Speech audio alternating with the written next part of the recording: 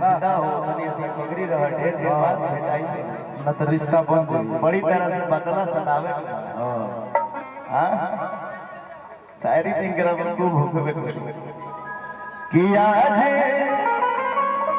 भवानीपुर नगरिया की हाल सखी जब बारात दोनों गांव में पहुंचेला ना तो सबसे पहले सखी लोग पहुंचेला देखेगा कि सखी के दुल्हा कैसन बा या गांव के लोग भी देखेला कितना हाथी घोड़ाई भाई पहले ना देखल जाई पहले दुल्हा के गड़िए के और ध्यान रहेला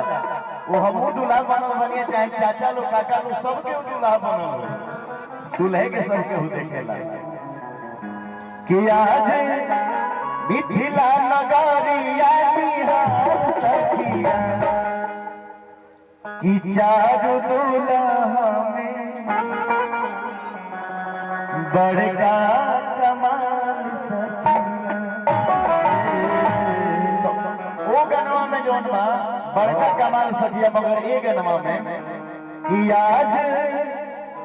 भवानीपुर नगरिया निहाल सखिया कि तीन दुल्हा में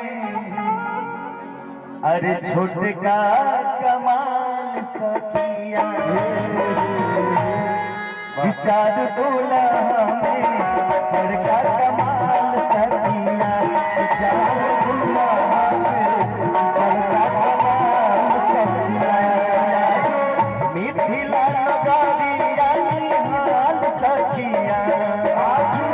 मिथिला नगरिया निहाल सखिया मिथिला नगरिया निहाल सखिया कि चारू दुल्हा में बड़का कमाल सखिया कि चारू दुल्हा में बड़का कमाल सखिया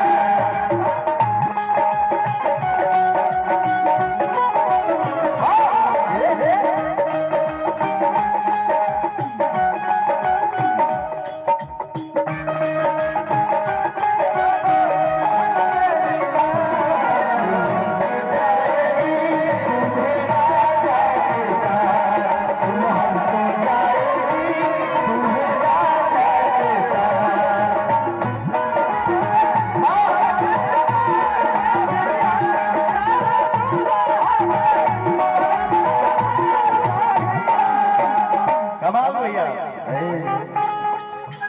बड़ी बड़ी मोरिया कुंडा में शोभे कनामा बड़ी बड़ी मोरिया कुंडा में शोभे कनामा कारी गजरारी रे जुलमी नयनमा कारी गजरारी रे जुलमी नयनमा भैया देखिए लाले चंदन शोभे जिनके भाल सखिया लाले चंदन शोभे जिनके भाल सखिया लाले चंदन शोभे जिनके भाल सखिया कि चार दुल्हा में